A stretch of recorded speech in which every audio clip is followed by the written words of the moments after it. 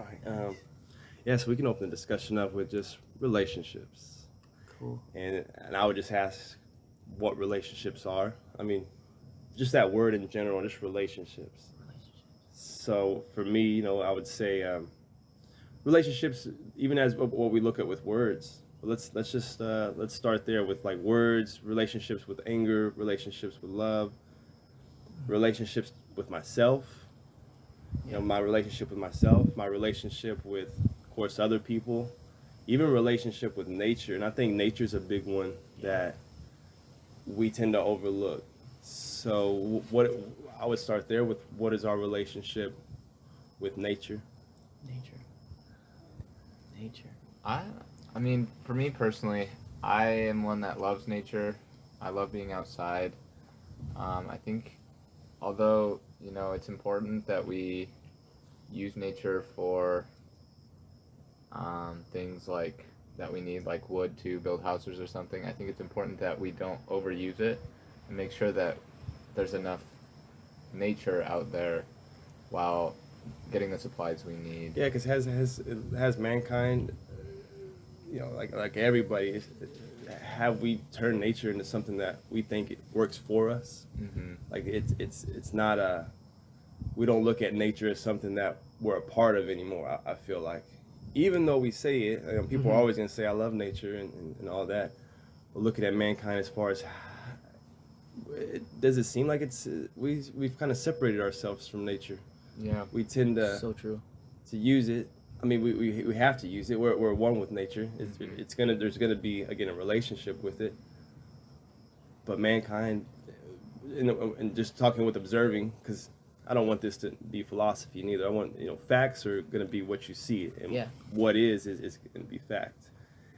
And just on that mass scale,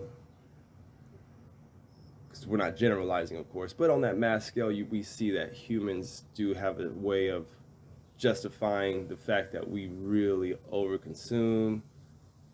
We start getting into pleasure and everything like that. But yeah, our relationship with nature, would it start there with somebody? If our relationship with nature, if we don't think about that, then what are the implications of that? Mm. And speaking with, God and religion, did nature kind of come first with that? I would look at Yeah. that, the fact that we looked and we were like in awe of everything, and then we automatically just go to, all right, who made all of this? Yeah. It's a big connection. So when I see nature, I it's pretty cool how who made the leaves, the flowers, and everything in this world, and it all connects to like Jesus Christ under the direction of our Heavenly Father. Jesus Christ came down and made this earth, and it talks about that in Genesis, and it's pretty cool how it's all connected to one Heavenly Father, our God, and it's super cool. So what you saying that, but in the churches and from just observation, does it seem like nature is being put first within any kind of religious sects? Mm. Just not, I would say Christianity and or the Jesus section. Yeah, We don't know how to group everything, but even uh, Islam's, or even yeah, the whole Eastern way. It just seems like nature now has turned in. It's like we overlook the small things, like you said, looking at the leaves and just admiring the awe of everything, and then we're just so concerned with what's next, or maybe what's after death, or maybe even looking at. I did want to talk about this next, but we can really get a good understanding of this first, of what I have to do as a human being. Always telling somebody this is how you need to do it, or from being a child, you're automatically telling the kid what they need to do. And with that being said, I know our thoughts could probably go to like, well, you have to tell a child what to do, but is there a more intelligent way to approach that, instead of telling somebody what to do? Questions are really good, or even just leading by example, or really bringing these things to the forefront of, I don't know if we look at what love is, but just looking at what patience is. And if I really, really say I love somebody and care for somebody, what are we doing? Does that mean that I'm gonna nag them and tell them what they're doing wrong and always tell them what to do? Um, but bringing it back to where we got a good understanding of just relationships, the relationship to even myself, you know, doing, the personal training thing, which I'm not doing really anymore, kind of, but I see it all the time where somebody wants to be healthy, or somebody has a certain disease, they have, blood pressure, they have diabetes, they have whatever it is, and they just don't. Their relationship to themselves is very detached, I guess you could say. True. Even with this with religion in general, and of course not all people, but for the most part, if even if I look at religions and their relationship, I guess, with the Word, with the Bible, or their relationship supposedly with a God, this thing that made everything. You have a relationship with this thing, but it almost looks meaningless from the outside because you don't see nothing. You don't see any changes. You don't see. I'm not trying to demand nothing from people, but when there's this, I don't want to say, when there's these groups and everybody thinks that they have the answer, whether it's religion or just individual groups or even just the individual, like what does that actually do to accomplish anything?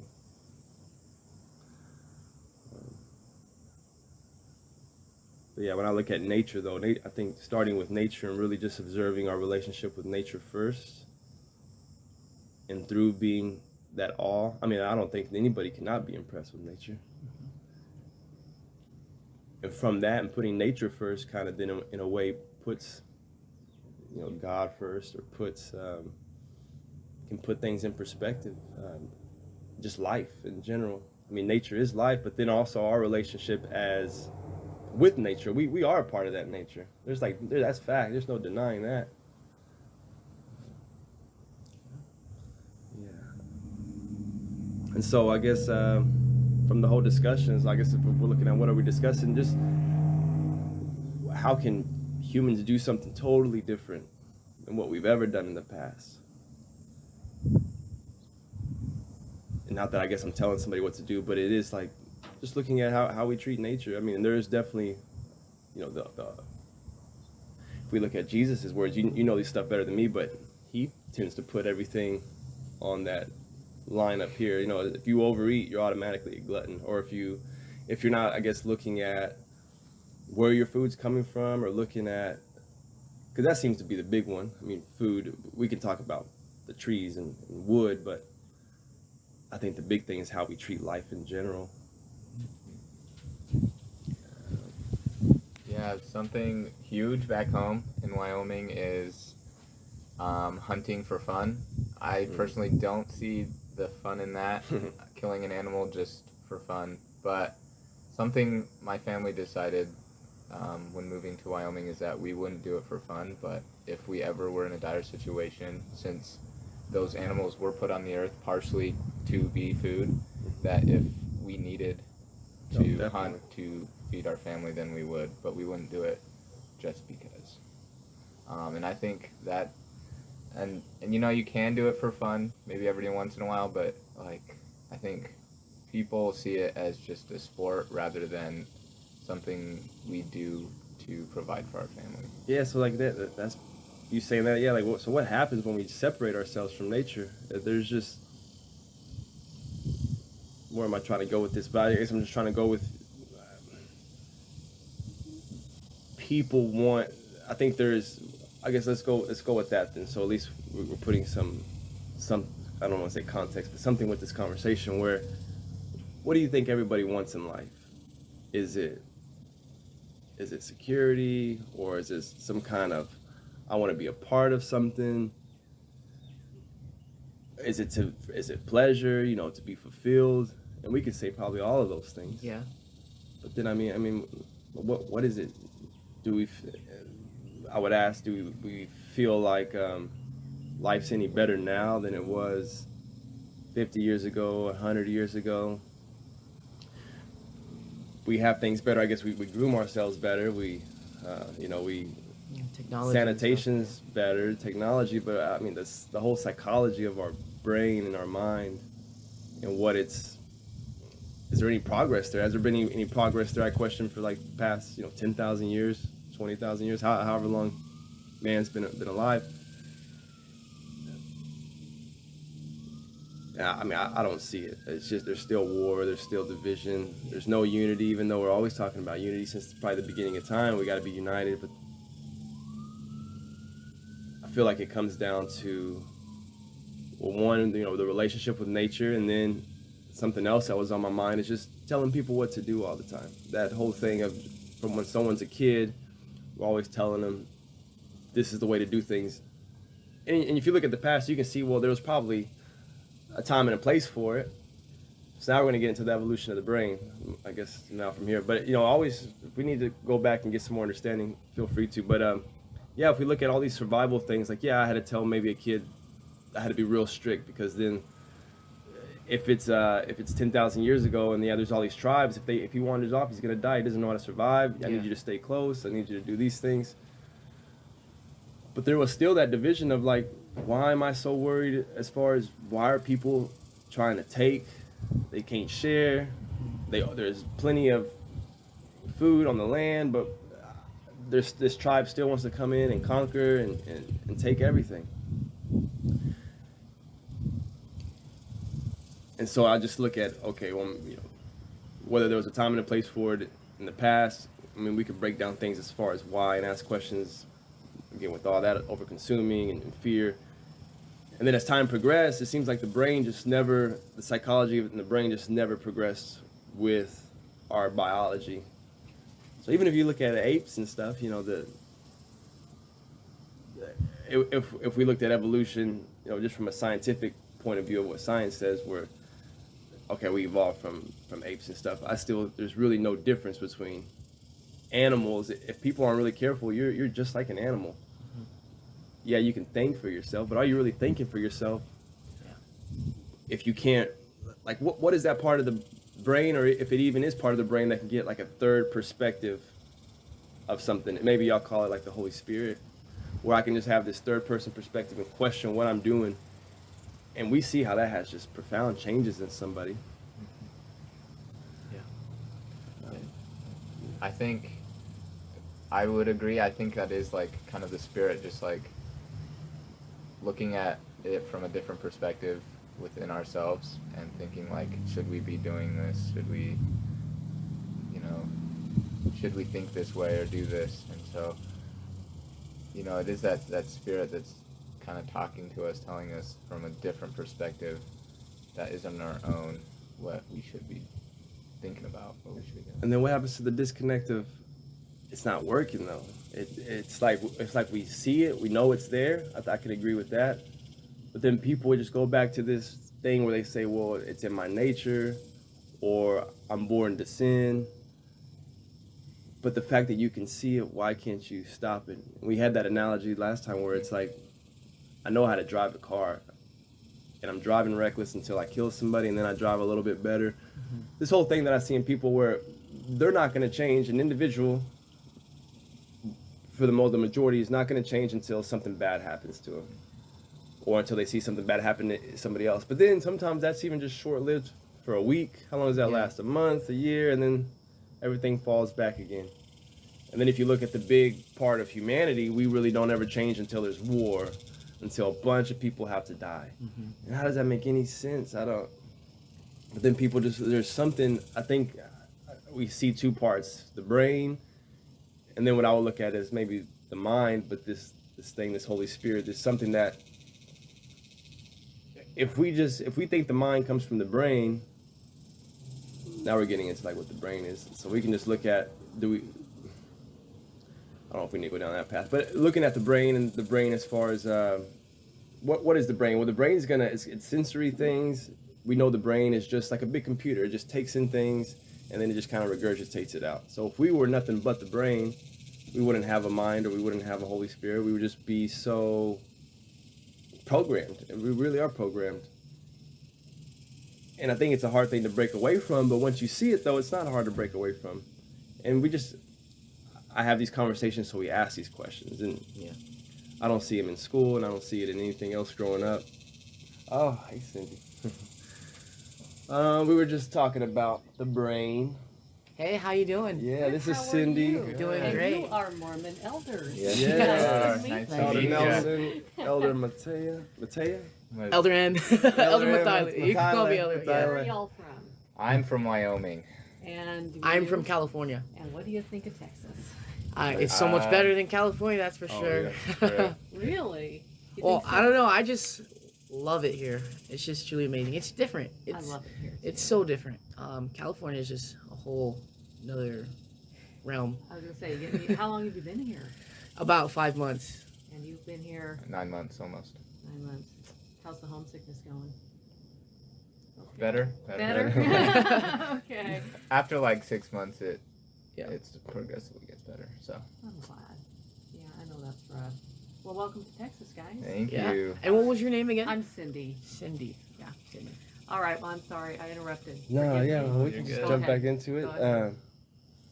Well, we first started off. I mean, I'd rather get it all in. Started off with relationships, and just relationships with everything, with ourselves, with even words, with our emotions, with our feelings, relationships with people, and then it came down to, I think, looking at relationships with nature first, and people asking themselves, what is their relationship with nature? And someone may ask that and be like, "Oh, my relationship's good. I see things. I see the flowers. And I like it." But to really ask, what is your relationship with that? Like, how do you see it?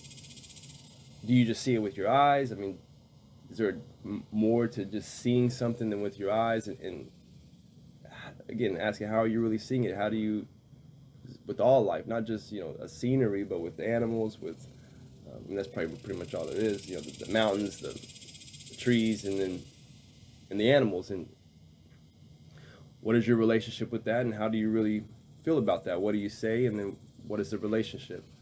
Kind of segued and got into, now we're just talking about the brain. And you can always chime in, but looking at, I guess, what is, from there we kind of dived into the past. I know, right? It got kind of deep into it. But I think I did want to clarify the whole thing of the conversation, because then it was like, what are we actually talking about? 'Cause we are asking a lot of questions. But is there just a different way of living life than humans tend to live at the moment? And for the past 10,000 years, I would question if there's anything actually different about the psychology of the mind and of the brain of the human.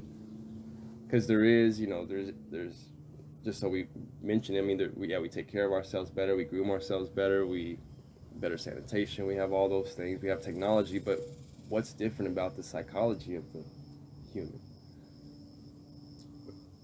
Even though we see things, and that's where we kind of got into the brain, the mind, or the Holy Spirit, just all those. What is it that actually gives us a third person view?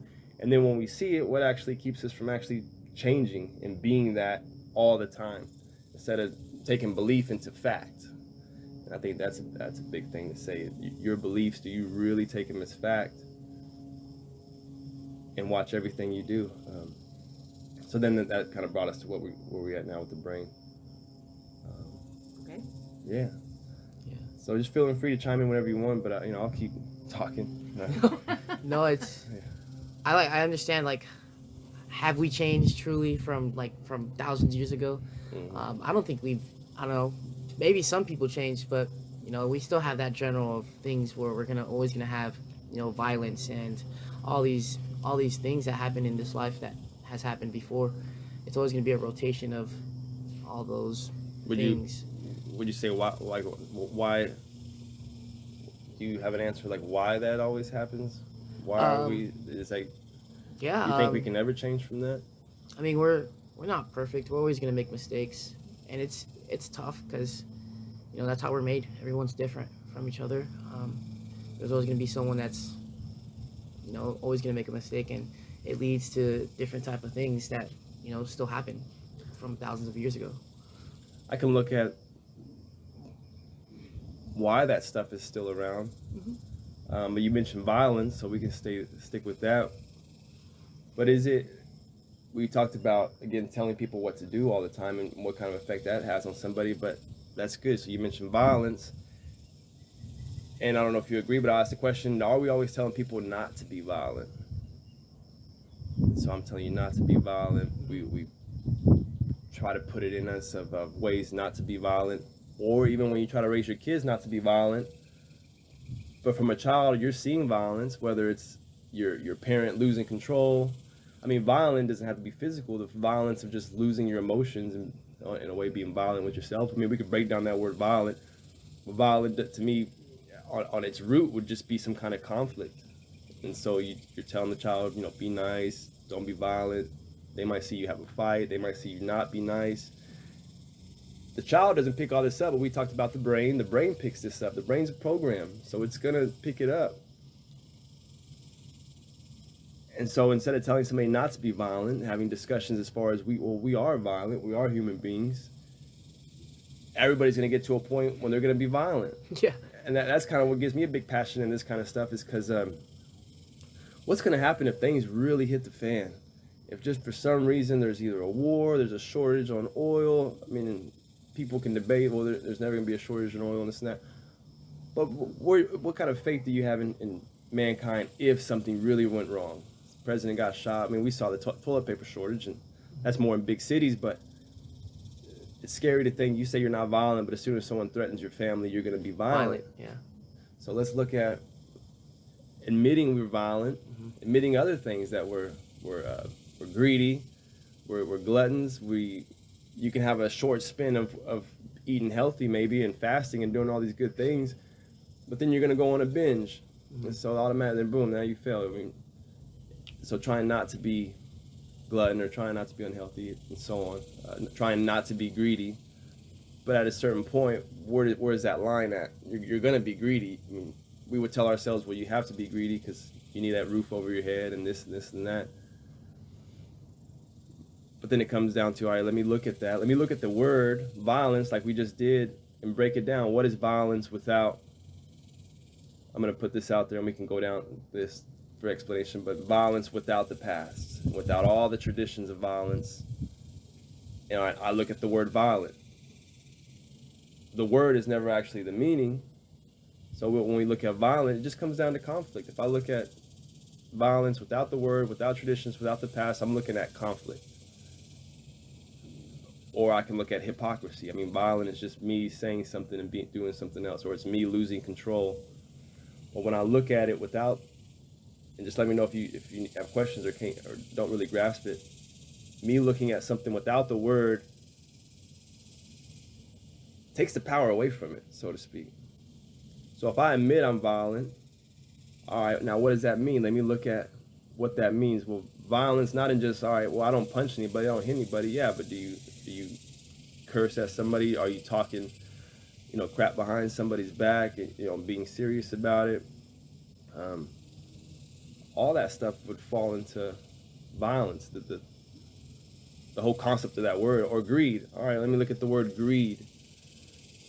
And this is just the way I look at it. But we're looking at greed without the traditions, without the past, to say that somebody's greedy as far as, a rich person. But then what is that on the opposite end? Is somebody greedy that decides to go isolate themselves? I mean, you're being greedy now with not wanting to, I guess, share something, or you want to isolate yourself. I mean, is that greed where I'm keeping myself to myself in a way? It doesn't have to deal with money. That's all I'm saying. When we say greed, people think about money. People think about, again, the past, all the traditions of violence or greed. Or if you say, oh, I'm not sexual, but you look at the word sexual and what are you doing behind closed doors? What are you doing? I mean, even the little bit of sex, I mean, it makes you sexual. You want it, but then we somehow suppress it, and through suppressing it and trying to control it, it doesn't work. And you just end up falling short at some point. Or you end up having to isolate yourself because you can't be around all the temptations, no matter how you want to admit it. That's just what I observed through just different things. But I have a question. yes. You're talking about the brain, but do you think it is more to do with the brain or something else in humans, like our nature? our basic nature. So take away all the conditioning, all of the training, the poor training that we've had all these years, and a new baby comes out in the world. No training, no nothing. It's raised up, I don't know, by wolves, I don't know. So do you think that person is still going to have all those tendencies, violence, greed, lust? Or do you think, apart from our culture and our training, they will be a new person that won't have those same things going on in their lives? Well, science says the genes and the brain, it can transform, it can mutate, so to speak. I mean, that's the evolution of it. And so if I start with myself and I don't have any babies, and say I start changing things genetically, start changing the brain, I mean, you build a habit. I mean, there's all these little sayings that I can throw out there for better understanding, but you build a habit in 30 days. I mean, what is that actually saying? I'm having some kind of mutation with my brain that makes it easier to do a certain process, so to speak. And so if I'm not trying to move away from these things, but actually looking at them and admitting that I'm these things, the power of them does drop. Because, you know, I've experienced it, I've done it. But that stuff does, it's hard to really grasp it. Even me saying that kind of thing is like, all right, I look at greed, I admit I'm greedy. Then it's like, well, if I'm trying not to be greedy, you inevitably create the opposite of it. If I'm not trying to be greedy, I'm going to be greedy. So the best thing for me to do is look at greed, make it go away, and that way there's no opposite. And we can get more into how that happens. But yeah, again, looking at the mutation and looking at genes, if humans actually could start doing things a different way, then it opens up that possibility that it can change. But I can look at, you mentioned the children, I can look at as a kid, again, seeing the brain and the kids seeing all these things. We say one thing, but the child being grown, I mean, even now in my household, there's a sweet baby in there, but there's still this whole thing of like, that's mine, or joking around and being like, where's my toy at, or where's this at, or, you know, getting a Happy Meal and just playing around. But the brain's picking that up. Okay, this is mine. This is even if your parents tell you to share, you go to school and there's all this. I don't want to use, I guess, the word tribalism. There's all this. Okay, this is theirs. This is theirs. Don't let nobody take nothing from you. But we're telling people to share. But it comes down to the actions. Your brain's going to register certain actions. It's going to go down to survivalism. I would agree that's all fact. But we can also agree of mutation and that genes have a big role to play in certain things. So if one person changes, that one person really does represent all of mankind. Like me doing what I'm doing, it is important because it does have a big effect on the bigger picture. Even if you don't think it does, you are mankind, and we can go down that to prove that. But you are the representation. There's no difference between you and anybody else. So the more we actually, do things like this and conversate, it matters. And the more people can stop having, I'm not going to tell them what to do, but the more I would look at a question, if I don't have a kid until I'm actually matured in my brain and every other way, then the genes that I pass on are going to be a little more different, a little more mutated, a little more stronger. So you're going to have a better baby? No, I want to say better. No. Oh, yeah. I'm sorry, that came out wrong. So if you decide to be a better person and better yourself, you're going to, in turn, have a better baby? Well, there's science that says who you are, like what you shaped yourself out. Well, they're looking at diet more and things like that, the control you have on yourself, and you have a baby. I mean, I think we've all heard that, where the genes get passed on. Oh, absolutely. It depends. Yeah, it depends on what you're doing. I mean, I think of crack babies. Oh, yeah, I mean, it's like if a mother's on drugs and she's going to have a baby that's going to have disabilities. Awesome. So if you're a better person and try to be the best person you can be, yeah. Okay. I get it. And you saying better, I like looking at that more as in, I don't want to get too confusing, but and if I need to go backtrack, but the brain, it has a way of recording things. Whether I'm conscious of it or not, the brain's always going to be recording. Am I able to actually stop that recording? maybe not stop the recording, but can I stop the I don't want to say the effect or like the process that it has on me. Like I have control to, in essence, I'm going to use it and say stop the recording. And what is it that can stop the recording in the brain? So I'm walking and I see something and my thought automatically goes to something else. Do I have the ability to stop that thought and be like, I know that thought has no validity, and I'm gonna function without that thought? I mean, would you agree we have that capability within us? Mm-hmm. So I guess in layman's terms, use, okay, we're constantly recording things, we're constantly programming the brain, and the brain regurgitates things. So you are a machine or you're an animal until you can actually stop the thought, or at least recognize that thought isn't real. In essence, that thought is just my past, it's my experiences, and it's coming out. It's TV that I watch, it's all this stuff, and it's not real. It's romanticism, it's books I've read, it's history. The thought is history, but I do have the capability to stop the thought. But a lot of people don't want to stop the thought, and I would just question it: is it because they have fear? The thought is kind of overpowering, and they're scared that something's going to happen because, again, the past showed them something different. Or is it security? Oh, well, this might lead to my friend or my spouse leaving me, and I don't want to face that. I want to have them close. Security. I want to keep something. I don't want to have change.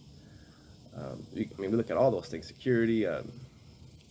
Dying. But you realize it's not going to happen though. You're not going to die. There's always possibilities out there. But me walking past someone with a hood on, or if we look at the way politics likes to put things on with racism, and you let your thoughts all of a sudden make you move to the other side of the street, what's happening in that moment? It has a big effect to stop the thought and be like, I'm going to keep doing this. Or you don't talk to so-and-so because you have a thought about it. Well, they're not going to want to hear what I have to say, or you're intimidated. And all that has a super big effect. And it's the thought. It's the thought that's creating the conditioning. But I can stop the thought, stop the conditioning, and do something totally different. And then that starts to mutate the brain. And then we start looking at evolution. And if science says evolution is true, then that's where you start thinking, okay, there could be a different mankind down the road. And people like to think, well, they think Star Trek and Spock, but it's not. We can't conceive of what that future mankind looks like because our thoughts are just so limited from the past. I can sit here all day and have philosophies about it or theories about it, but you're not going to know what the future of humanity could actually be. You just recognize your thoughts are illusions. There's a time and a place for them, but within the psychology of people, man, you can't carry that with you. And then the conversation starts going on and on, because then we look at, well, what if I'm afraid to die, or my mom's going to die, or my sister gets killed. And we can go down that road of looking at facts again and how to come to terms with death. And how, to me, I've ultimately, all this starts to lead down the path of, you can start seeing, well, I could get rid of suffering, and I can get rid of conflict in my life. I can end all that. And I can go down that road if y'all want to. But so far, is everything making sense? Or do y'all have any questions? Or y'all want to say anything where it's elaborate more on something? I think the biggest thing that leads to learning and change is ultimately understanding the consequences of our decisions. I know for myself, I've learned way more from making stupid decisions than seeing somebody else make those decisions and learning from them. But I think we need to also help others recognize the consequences when they do something, because, like you said, they might not see that, and then they'll just keep doing it because they didn't understand what they did. But helping them understand what they're doing and the consequences of it, whether it is consequences that bring joy and happiness, or whether they bring sadness and anger, helping them to understand, like, okay, is this the path you want to go down? Like, are you happy with this decision that you made? And helping them understand that. I see what you said as the process. That's the process that people follow now. I was having a conversation with a friend. He was just getting upset and he couldn't. agree that that process is kind of an outdated one. Of that's the way we do it. I mean, that's the way we do it. You're right, but I'll look at it as outdated as far as why do we again have to drive the car so reckless to learn something? There's something in us, and I've been down there where there's an urge, or I use it as an excuse. Well, I'm gonna be dumb and try every drug in the world to just understand it, knowing that it does nothing. Like it does nothing. You going out and trying to be fulfilled. But I think it's that whole part of our question: is it because we're always telling people what not to do? And even science or psychology will say, yeah, you tell somebody not to do something, they're going to want to go do it. Instead of being like, look, sitting someone down, being like, look, you are these things. We're human beings. We are these things. Now let's understand it. Let's dissolve it. We kind of talked about demons and all that stuff, which is kind of cool. These well, I want to call them abstractions, but these, I think there's truth hidden in all that stuff.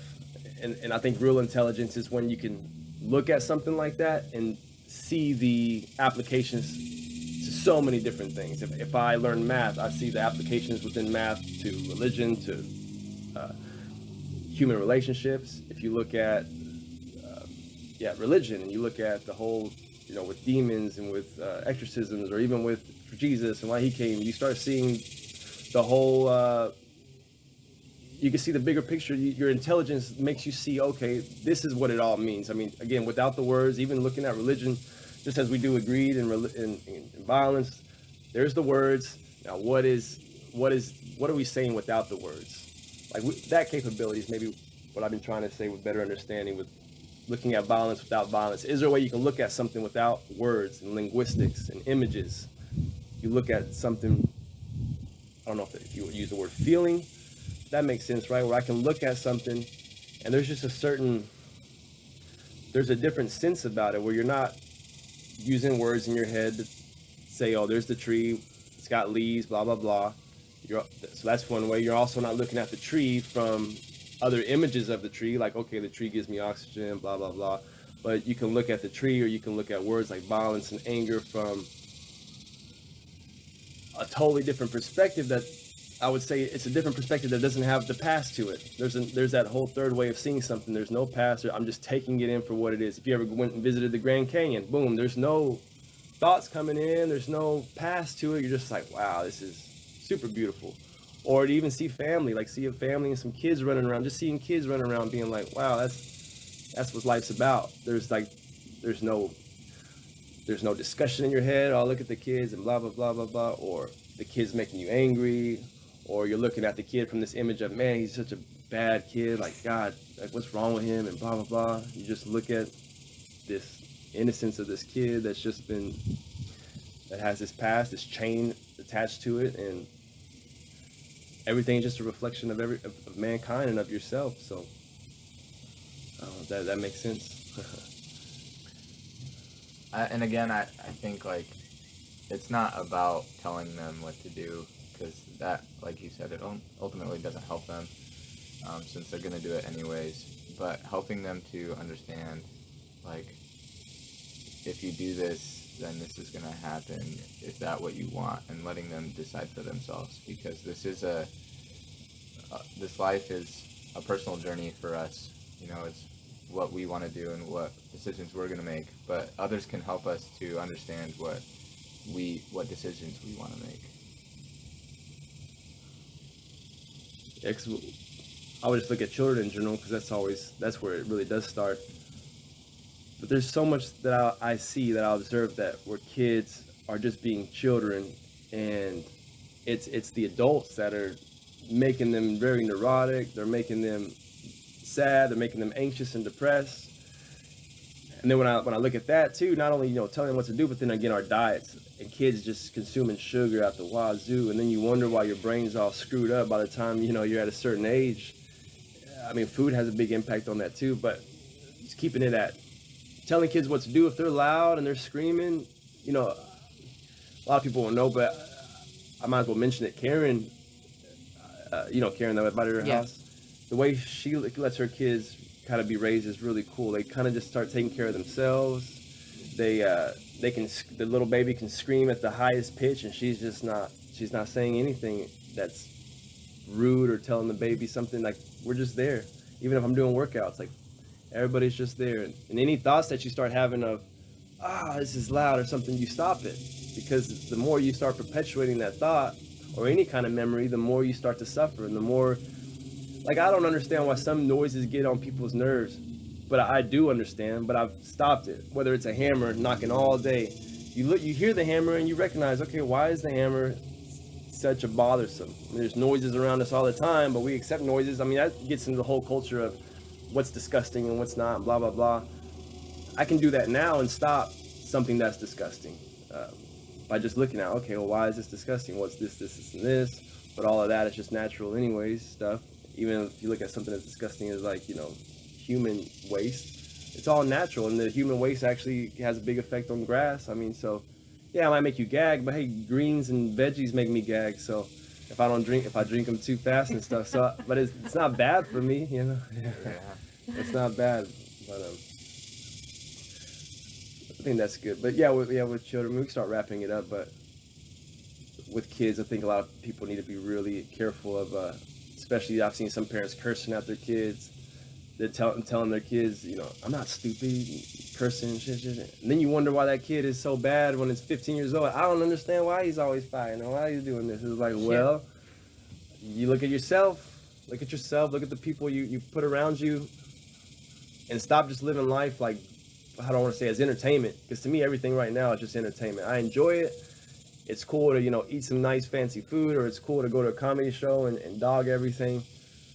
It's cool to try to make money or whatever, but that's all. It's all entertainment, man. It's not real life to me. It's not, and it does nothing if we keep taking entertainment as fact. Romanticism or movies, and then we go into our life when we want that, and we were like, well, I want that, or you feel a little bit of pleasure and you want that constantly.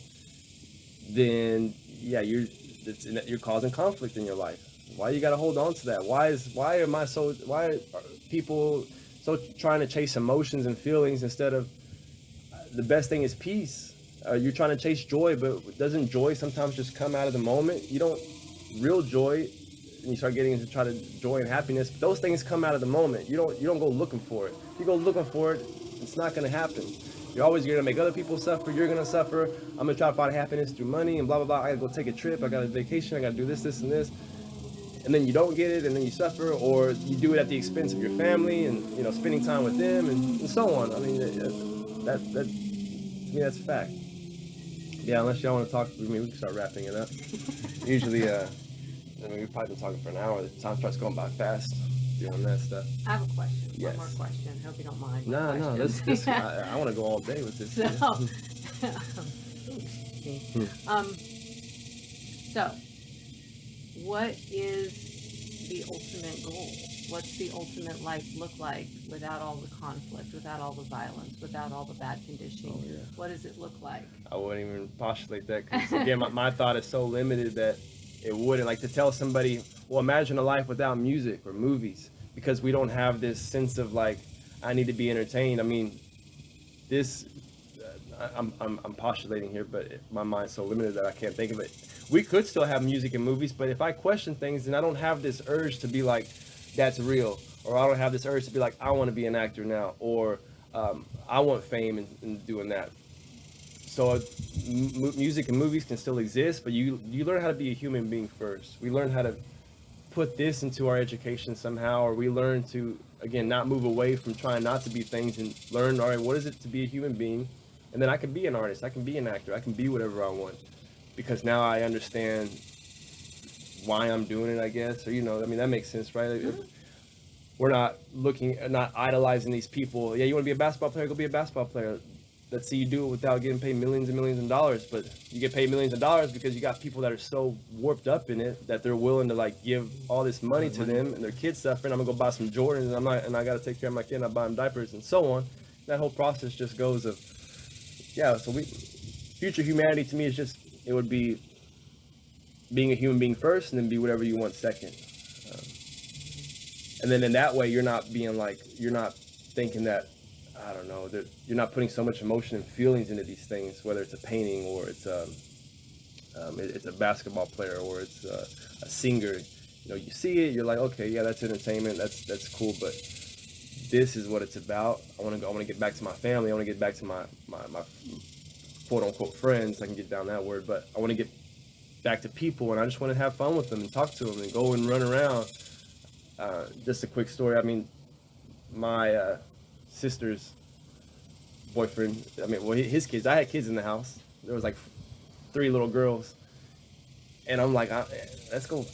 I got 3 little girls now. Let's go have some fun. Like, let's go ride some bikes. What do y'all want to do? I saw them playing outside with the 2 neighbors, these 2 boys and another little girl, and they're just out there shooting their guns and just pretending. Nobody's trying to, get with each other. Nobody's trying to do all these things. It's just innocent. They're just playing with each other. One kid got shot in the eye, and he didn't get mad. He was more like, hey, don't shoot me in the eye. And then I went out there and they shot me a couple times. Like, yeah, it's not so bad. And then he's like, yeah, it's not so bad. I was like, but yeah, don't shoot each other in the face. I went out there and started just whooping up on them, and we just had fun. Yeah, I mean, like, why would I not want to do that over anything else? But then I do those other things because there seems to be. I mean, I'm conditioned myself. I'm trying to learn Mandarin, but I don't feel like my if I go play with them, that's always going to be short lived. I think people don't realize that sometimes.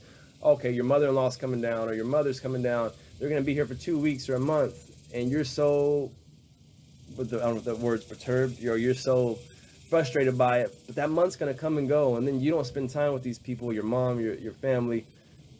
Everything is seasons. It's not going to last forever, so to start rushing the fact that, oh, I need to go study or I need to do this.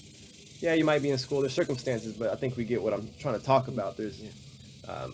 I used to get frustrated and cause so much suffering trying to do my music and trying to go study for Parkinson's. But the answers, man, that's why I want to have these discussions. The answers aren't within seeking. No one needs to tell me what to do to find the answers. I just need to sit down with myself, get a pen out and start writing. All right, what is this? What is that? Why am I making these decisions right now? And like you said, looking at the consequences of everything that's happening, that's intelligence. In the moment when I'm making a decision, what's happening with that decision in that moment? Why am I doing this? Am I trying to escape from something, or am I actually just? And it's okay to like sit back and watch a movie and enjoy life. But yeah, be aware of what you're doing. And we hear that all the times, but yeah, it's something totally different. Where if I didn't have the past attached to it, and I could be really aware of that, then I'm just there. I just want to be outside. I just want to sleep here on this table. I was out here for about an hour and a half, just laying down and just chilling and just walking around. There's no urge in me. There's no urgency to do anything. Even with this, I'm not trying to save the world. I'm not trying to save anybody. We can get down that. I'm not trying to help nobody. That starts causing conflict. I just want to. We're people. We're all. This is all one thing. Nature. We're all in this thing. Like you're not an individual. You're not separate from that stuff. And we could prove that with facts on another day. But all that stuff's real. It's fact. We're here on it. I mean, how are we different than the earth? If you were born from the earth, I mean, how are you to say that you're some kind of individual? You hold a certain power, or we're on the top of the food chain? Like there's a place, time and a place for that. Yeah, science says that, but you're not psychologically. You're not any different. Like what's gonna outlast what at the end of the day? We're gonna end up killing ourselves. It's so stupid. We kill ourselves now. It's just stupidity. Kill something. It's just dumb. Yeah. Y'all good? I mean, we can. Yeah. I'm thinking so much right now. There's a lot to think about now.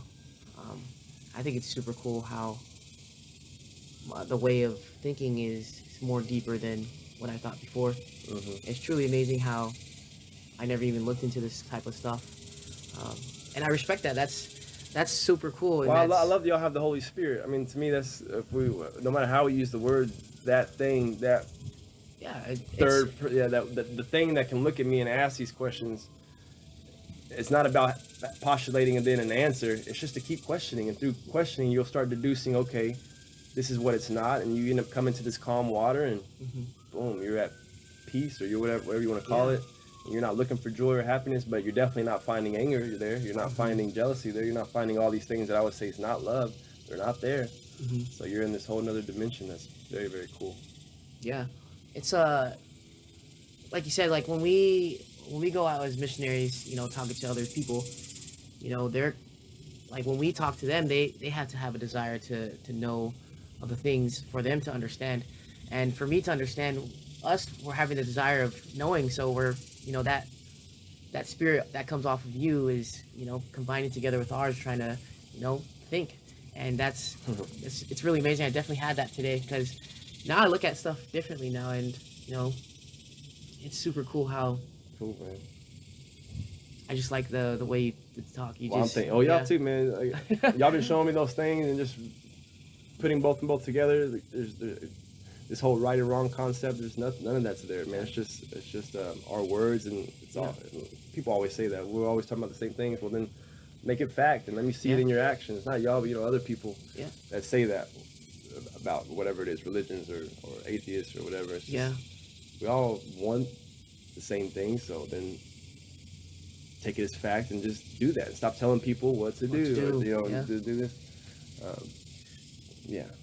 And the most thing I got up today, like out of this conversation, is, we talked about, how children can, do what we do, and how we can help them grow up to, do certain things, because part of genes as well. Mm-hmm. And I was thinking of a tree, because I don't know how a tree came up, but I was thinking of a tree. And, when you plant that seed and it first starts to grow, gardeners always have to put like stables on the side of it to keep it straight up. And when they don't have that, it starts to lean or side to side.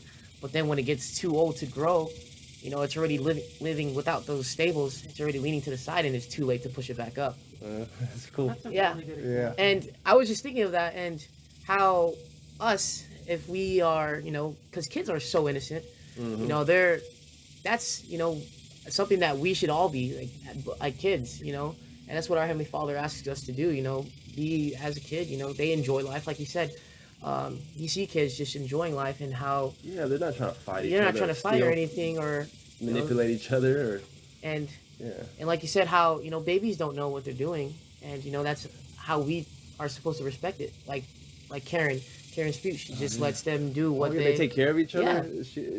Yeah. She's got it down. It's pretty cool to watch her. And the cool thing is how you see people, when we do have a kid or something, your genes do pass on, but you still have to have those stables, like those two sticks that keep the tree straight up.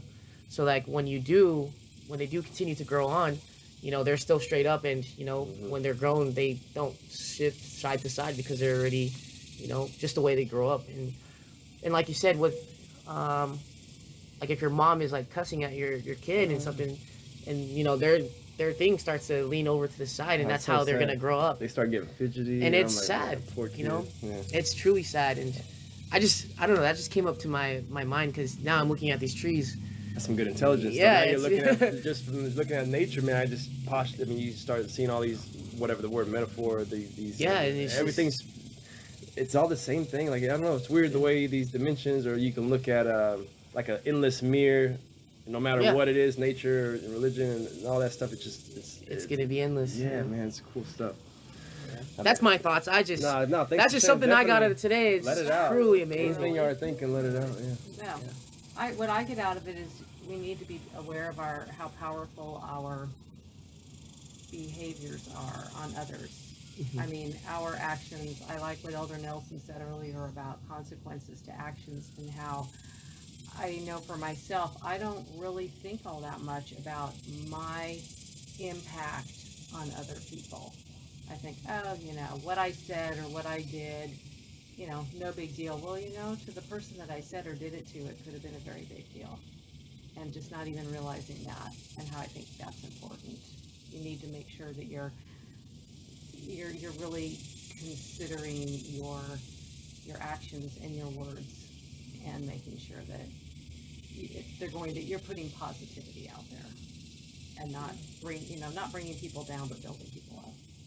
Yeah, that's good to say. 'Cause the future is just now. Like, there is no anything you do now is is the future. So if I'm doing something now, which is maybe watch my actions a lot, which is if I be comedic about something, or to really watch that, because that's the future. Or whatever I'm doing, if I'm going to sit around all day, that's fine though. That's the future. At least I'm not causing conflict, But the more we have certain thoughts or whatever, that's your future in that moment. Like, that's a fact. Yeah, that's good. Cool. Hey, this is cool. Hey, thank you for having us. That was truly amazing. Nah, we'll do more of that.